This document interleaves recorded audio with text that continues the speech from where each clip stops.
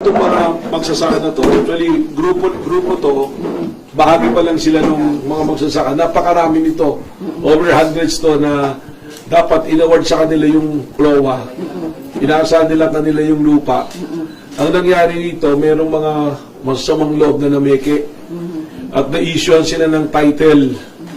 Ngayon, yung lupa na yan, dapat yan tatayo ng Pogo. Ito yung kay Harry Roque eh. Tatayo nila yung first bataan na tinatawag. Chinek na namin sino yung mga owners nito. And we will go after them. Kasi CLOA to eh. Inaward ng DAR yung CLOA. Dapat bago mabenta yan, may permit yan. Pinayagan ng DAR. At saka may period yan kung ilang taon bago mo may dispose. Pero kawawa itong mga magsasaka, biniktima nila. Pag makita nyo yung lugar, maganda yung lugar eh. Matagal ko na namin sinusubaybayan sa NBI yan. May mga nagbablog niyan, may mga napansin namin. Hanggang sa umabot sa amin, nung iniimbestigahan namin, malalim yung tinungo nito, na ito pala yung pinag-awayan ni Ramil Madriaga at ni Harry Roque. Kung bakit na kasuhan, nag-away yung grupo nila. So may involvement dito pati yung mga Chinese na Pogo operator at identify na namin kung ano yung mga kumpanya na ginamit nila. Malinaw to. Open and shut case to. Kung tutuusin, madali dapat ma-resolve to. Pero maraming may pananagutan dito. Tatanungin natin ng Registry of Deeds, ang Municipal Assessor, at una-una na yung mga kumpanya na paano napatitulo sa kanila. At ang very, very glaring dito, yung titulo na issue, yung address ng kumpanya, sa address ng opisina ni Atty. Harry Roque. So, kasi nagtatago ngayon, palagay ko, hindi lang dahil dun sa mga kailangan niyang sagutan, kundi baka, eto, alam na anytime, puputok to. Sir, iisa lang po ba ang sentiment na sinishare nila? Yes, sila. Di ba? Pare-parehas. Pinigyan sila ng CLOA, kinancel, pineke yung pirma nila, kunyari, nagkaroon ng bentahan, walang ano ng DAR, at napalipat na lang sa first bataan. Kami na mismo nagpasundo sa kanila para i-process yung mga reklamo nila rito. And we will go hard on this one. Ito abuso na ginawa ng mga dating mga nanunungkulan. Tapos sir, lahat sila, yun parehang areas, iisa, tama mo? Isang lugar sila. Pero tatlong kumpanya yung involved dito na aming sinusundan. At ito yung mga personalities na check na namin. So, mas mabuti makipagtulungan sila. Sir, if it's okay to ask, paano na-connect talaga si Harry Roque dito? Yung titulo nga ng mga lupa na na-issue sa address niya napunta, siya yung abogado ng kumpanya. At lumalabas doon sa mga initial na investigation namin, ito yung pinag-awayan nila ni Ramil Madriaga. Ito yung sinasabi doon. Makita mo doon sa affidavit ni Madriaga, may binabanggit siya na pinag-awayan nila, pinaglaban niya yung mga farmers. Ito yun. Okay. More or less, ilan po kaya sila, sir? Mga gano'n karami yun. Yung title sa namin, 64, yung titulo na na-issue. Pero napakalaki nun. Ilang hectare? 138 hectares. Maganda yung lugar. Merong cove area, may beach, no? May beach, may cove area. Lucky Beach. Maganda. Lucky Beach, yun. Yung Lucky Beach, ando doon. Tsaka strategic siya. Kaya nga kami, lahat ng angulo, tinitingnan namin ngayon dito kasi strategic din siya. Pwedeng puntahan ng mga vessel, malalaking vessel, di ba? Kasi malalim yung ano niyan eh. So, tinitingnan din namin yung angulo na yan. Okay. So, ano po ba? Yung mga clan po ba talagang doon, yung mga clan nila? Doon na kayo tumunda eh, di ba? Lugar na nila, kaya nga sa kanila nabigay dapat yung CLOA. Ginana pa nila. May kumpanyang may-ari nyo, tapos na-part na yan, inisyo na sila ng CLOA. So yun nga. So maraming involved dito. Possible violation of anti-graft and corrupt, estafa, falsification, lahat na ng mga kaso. Tapos tinitingnan namin, may namatay nga eh. Inambush to yung abogado nila na supposed to be magdi-deliver ng mga titulo. Si Atty. Anselmo Carlos. Kailan pa po yan? Tagal na to. Bago po ang pandemic, nakancel po yung mga titulo namin. Okay, so bakit po ngayon lang kayo tatanungin ng mga tao yun eh, na bakit po ngayon lang? Nandito nang hindi pa nakulong si Sir Ramil, pumunta yun doon sa laki. Siya tumutulong sa Oo, inyo. tumutulong. Imbita kami na papunta dito, tulungan niya. Interesting yung kay Sir Ramil. Kwento mo nga yung direct na nakita mo, ano yung talagang actual na mo, experience nakita mo? Nakita ko nung pumunta na sa laki, tapos yung ibita na nakita yung problema ng laki. Kahit yan, medyo, Sige, kwento nyo ate. Huwag kayong matakot at kailangan totoo. sa amin sa problema namin.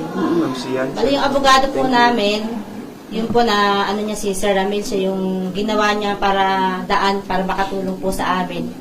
Tapos, lahat niya po kami pinupuntahan sa laki kasi nga yung mga kailangan namin isa-laysay kung ano naging problema.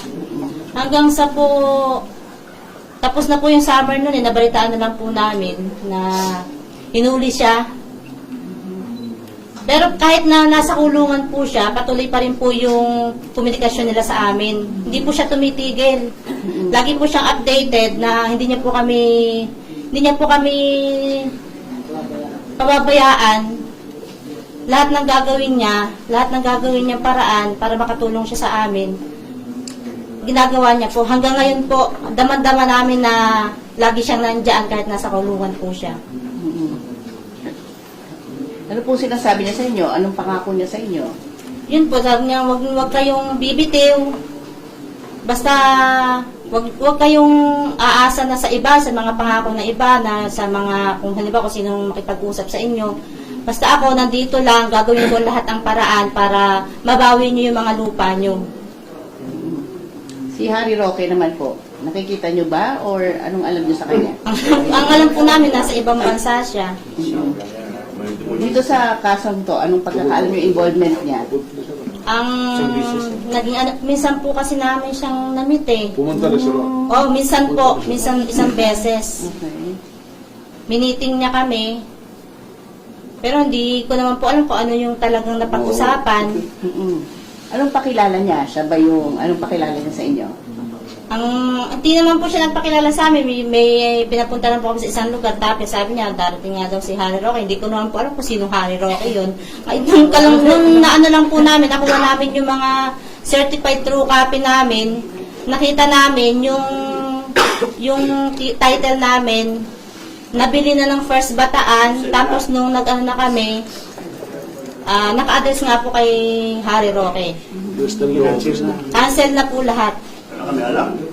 Wala po kaming kaalam-alam na ganun na. So, Minsan po din po kami pinapunta sa munisipyo, sa Sangguniang Bayan. Nakalagay po doon sa monitor kung anong magiging plano ng laki. Gagawin nga daw pong pogo. Na yun nga daw po ay pag-aari ni Harry Roque. so anong naging reaction niyo nun? Yun po yung simula na naghanap na kami ng abogado na para natutulong sa amin. Doon po namin na-meet si Sir Madriaga. Binigay po siya sa amin ng law firm. So ano naman yung pag-aaway nilang dalawa? Anong connection? Anong pagkakaalam niyo? Ang pagkakaalam ko po, yung dahil doon sa lupa, sa pagtulong niya sa amin, kaya ginawan po siya ng senaryo ni Harry Roque. Dahil talaga naman po, kahit sa munisipyo, alam na ang laki ay pag-aari na ni Harry Roque. Yun po ang pagkakaalam namin, bakit siya ginawa ng paraan para makulong ni Harry Roque. Para wala na pong tumulong sa amin. Ayun.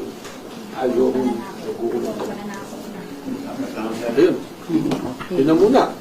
Yung kaso, pag tinignan mo, base sa kwento nila, actually, magbibigay sila ng salaysay nila at susumpa nila dito yan. Yun yung magiging basehan namin para sa mga follow-up namin na gagawin at kaso. Pero, OPAD, sabi nga doon pa lang sa salaysay nilang una, at sa mga dokumentong hawak namin, may picture pati na nandoon si Harry Roque, na may mga nakarating na sa amin. So talaga nagpunta siya.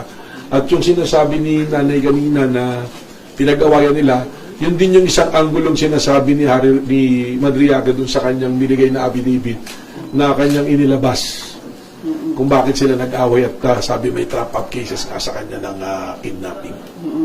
So ano ang ina-expect po nila? Kaya na initial steps lang po, Director, kahit hindi po concrete. Well, tutulungan namin sila. Unang-una, bibigyan namin sila ng protection dahil ito, it will be coming up to the public now. Kaya nga pinapakiusap ko lang, i-blurred muna yung mga mukha talaga nila. Parang tulong yun sa amin. Dahil itong mga tao na to, pinasundo ba talaga ng Bureau para maramdaman nila na nakahanda kaming tumulong sa kanila. Nakakawa yung mga tao. Kasi maganda yung lugar, inaasahan nyo. Doon na sila tumanda eh. Maganda na nagkapamilya na doon. Inaasahan magiging kanla. At ang tinitingnan din ng NBA dito na lead, baka hindi lang ito ginawa sa Bataan lang, baka buong bansa ito ginawa nila. So we'll dig deeper into this, imbestigahan namin talaga ito ng malalim. At lahat ng angulo na lumalabas dito ay aming bubuksan. And we assure the public that ang NBA will be very transparent on this matter. Lumalalim malalim yung mga issue namin. So mostly, sir, mga magsasaka sila, Yeah. ang profession nila. Mga magsasaka, kaya nga sila nabigyan ng CLOA, matagal na silang nandoon. Matagal na sila nandoon sa lugar na yun. Yung iba nga, hindi na nila nagalaw. May mga personalities na kami, kasi siyempre, nagrehistro naman yung First Batana yan sa, nag-incorporate yan eh. So we're finding the leads na sa mga personalities involved. Ang very glaring, very clear dito is the address of the title, ng 64 titles, lahat naka-address sa opisina ni Atty. Harry Roque. Ang maganda, umuwi na talaga si Harry Roque para sagutin niya yung mga katanungan na to. May dagdag na message pa po kayo? Kaya mensahe ko lang sa mga kababayan natin, kung lalong-lalo na sa mga humarap dito, huwag kayong mag-alala. We will extend every help sa inyo and kung ano yung pwedeng namin maibigay na protection at tulong sa inyo. Yung pagharap nyo dito, alam ko mahirap, malakas loob na ginawa ninyo, hindi namin kayo pababayaan. And to those mga mamamayan na dumanas ng parehas na kahirapan ng mga magsasaka na to, meron ho tayong National Bureau of Investigation, pwede nyo pagtiwalaan, pwede kayo dumulog po sa amin dito. At hindi po kami magdadulang isip na tulungan po kayo.